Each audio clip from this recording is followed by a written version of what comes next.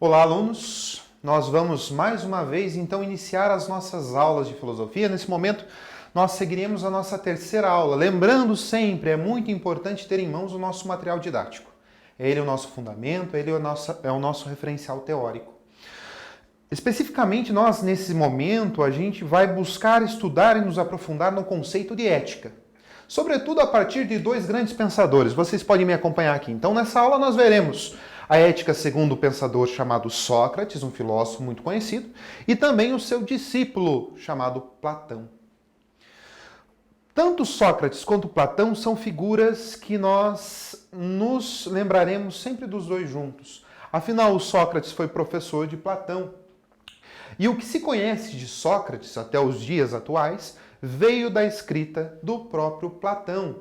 Ou seja, Sócrates por si só nunca escreveu nada.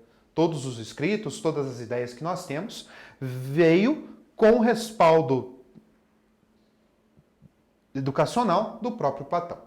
Ou seja, nós temos aqui então dois pensadores que nós vamos abranger agora. O fato do Sócrates não ter escrito nada não significa propriamente que ele não tenha ensinado nada sobre ética.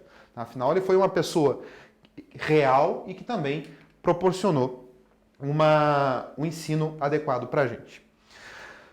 Bem, nesse momento eu vou pedir que vocês acompanhem o slide de modo mais profundo, sobretudo nessa charge que nós temos aí. O Sócrates é uma pessoa extremamente inquieta. O Sócrates ele chegava a ser considerado até meio infantil. Por quê? É uma pessoa extremamente questionadora. É uma pessoa que se propõe a questionar todas as coisas que são apresentadas para ele. Sabe aquela atitude de criança, de perguntar o porquê de tudo? O Sócrates ele tende a fazer muito isso. E dessa forma ele vai criar o que nós chamamos de dialética. É um método que nós vamos nos aprofundar um pouquinho mais depois. Mas observem aí a charge. A charge ela propõe a colocar aquilo que o Sócrates já dizia. Nós percebemos aí o personagem transformando aquilo que ele entendia numa grande questão. E daí nós nos propomos a entender que as perguntas são a base do conhecimento. É isso que eu gostaria de colocar para vocês agora, que é a base para o pensamento de Sócrates. As pessoas se propõem a ter muitas afirmações e poucas questões. Quando, na verdade, o nosso conhecimento ele só surge porque nós temos dúvidas, questões.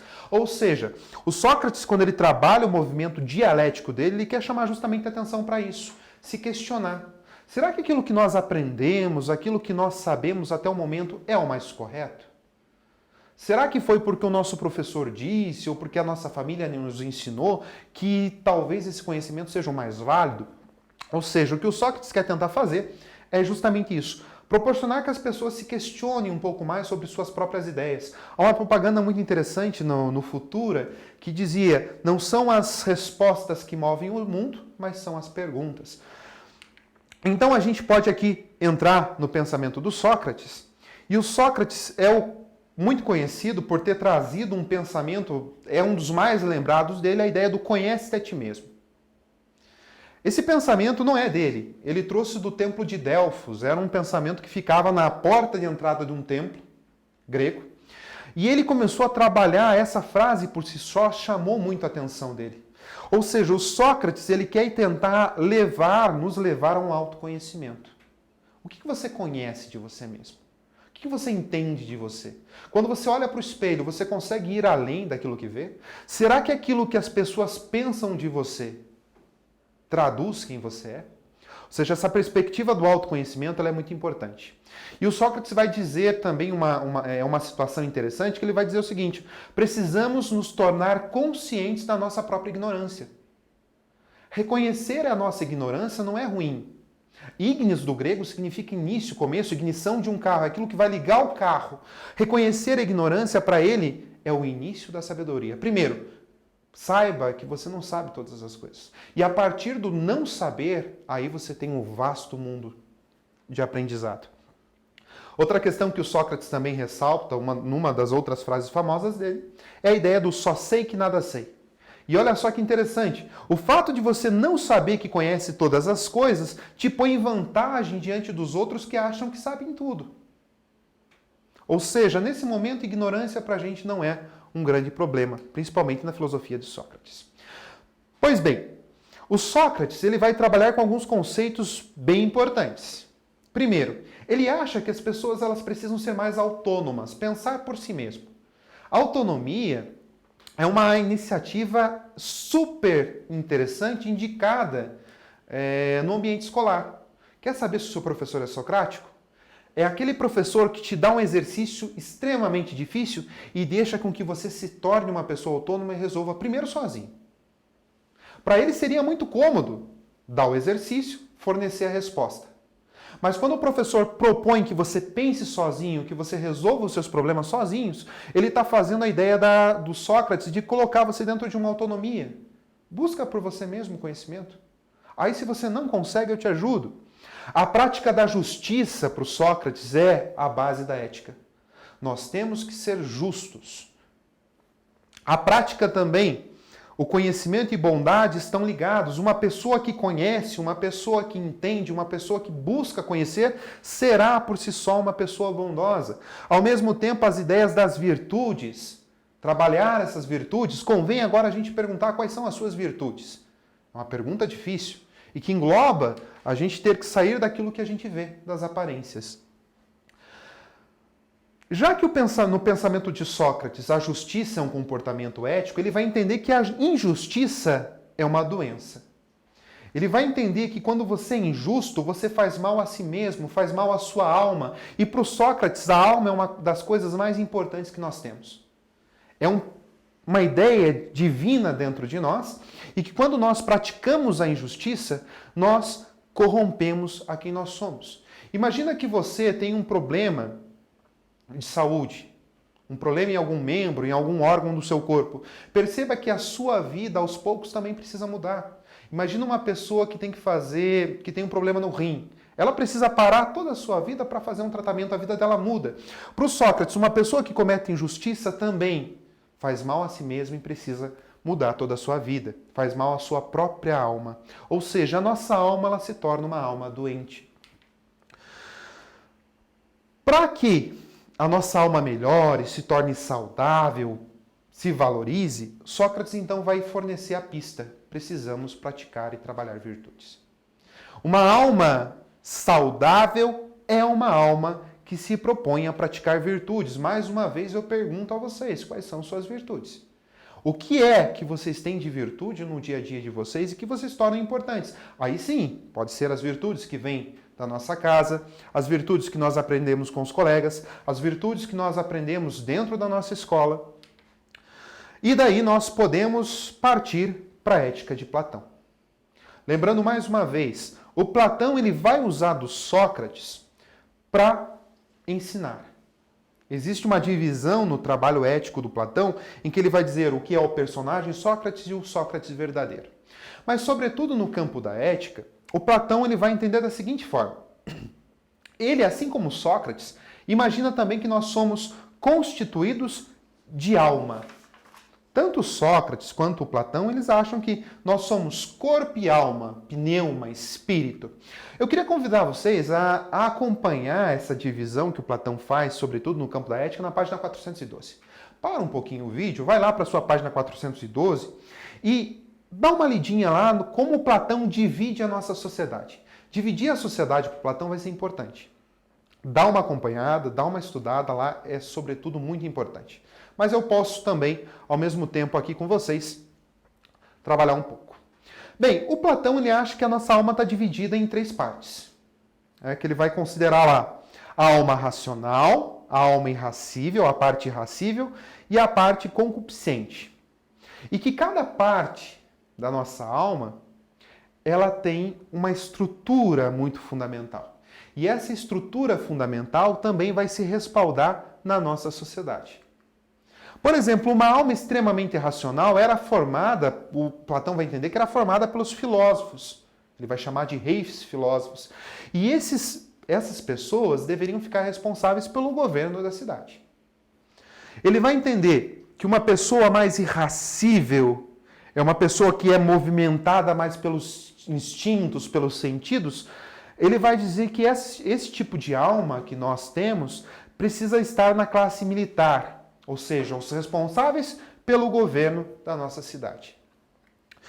Ao mesmo tempo, quando ele fala de alma concupiscente, ou concupiscível, ele vai dizer que é aquela classe mais passional. Ser passional nesse momento, Platão não é tão ruim, tá? Mas ele vai dizer que é aquela classe social dos agricultores, dos artesãos, que são também importantes para responder às necessidades da sociedade. Quando que a ética acontece? Quando cada pessoa entende a sua própria alma e desempenha o seu papel social muito bem. A gente pode pegar um exemplo, a nossa escola. Hoje, se fosse para você colocar qual é a pessoa mais importante da escola, muitos vão dizer, alguns professores dizem, são os alunos. A escola não se faz sem aluno. Outros vão dizer, são os professores, porque são os professores aqueles que vão transmitir o conhecimento. Outros vão dizer, não, é a gestão, é a direção, porque a direção é aquela que vai estabelecer a ordem própria na nossa escola. Para o Platão, todos são importantes. O Platão ele faz aquela divisão, governadores, artesãos e os militares, mas ele vai entender a consequência dessa divisão é uma norma ética. Porque quando cada um faz o seu papel e faz bem feito, a ética ela acontece. Ou seja, dentro de uma escola, a gente não pode colocar um mais importante que o outro. O professor é extremamente essencial, mas não vive sem os seus alunos. Os alunos são importantes, mas também não conseguem viver sem uma gestão adequada, sem a direção. Tome importância até mesmo das pessoas que juntam o papel que vocês jogam muitas vezes, ou que esquecem, ou que deixam no chão. Essas pessoas, quando cada um faz a sua parte, a ética acontece, a sociedade acontece. Ética e sociedade, para o Platão, estão extremamente ligadas. Não dá para descaracterizar a ética e sociedade nesse momento. Agora se pergunte, como você tem desempenhado a sua função dentro do ambiente escolar? Como o seu professor tem desempenhado a função dele? Se faz aquilo de modo bem feito, virtuoso e de modo justo, você tem uma escola ética, você tem uma empresa ética, você tem um hospital ético, você tem uma família ética. Ou seja, nesse momento não nos cabe dizer quem é o mais importante, porque para o Platão não há pessoa mais importante dentro dessa escala de conhecimento que ele faz. Acompanhem no slide, vocês podem olhar aqui uma ideia que também é super importante, que nós temos que focar no Platão. Quando ele diz, a justiça ética serve para harmonizar todas as classes e fazê-las com que cumpram os seus deveres na polis. Polis é cidade, na Grécia. Era o momento em que vocês tomavam as suas... era o momento em que se tomava decisões, que se encontrava o equilíbrio de uma sociedade. E buscar aquilo que é mais importante, o bem. Vamos imaginar. A ética, então, é a busca do bem. Imagina um mundo onde o padeiro não sai para fazer o seu pãozinho diário. Imagina um mundo onde o fazendeiro não se põe a plantar o cacau, cultivar o cacau, para que você tenha o seu achocolatado no dia a dia. Imagina um mundo onde os nossos governantes não se propõem a buscar o bem. Como que esse mundo se tornaria? Então, na medida em que o governante busca o bem, fazer a sua função bem, no momento em que o fazendeiro busca plantar o seu café, que o caminhoneiro busca o seu café, alguém torra, a empresa faz, lá no mercado eles colocam no estoque, o repositor, aquele que empacota o seu café da manhã, imagina se eles não começam a desempenhar bem as suas funções. Mais uma vez, nós caímos numa ideia caótica. Por isso que a busca do bem ela é tão importante para o próprio Platão. Dentro da página 413, eu sugiro que depois que vocês façam uma leitura atenta dela, vai nos levar a entender e nos colocar diante de uma pergunta. Como você tem buscado o bem? Como você tem desempenhado a sua função? No fundo, buscar o bem significa sair do próprio egoísmo. Percebam mais uma vez, quando não há prática do bem, há prática egoísta. A nossa política, muitas vezes, isso acontece.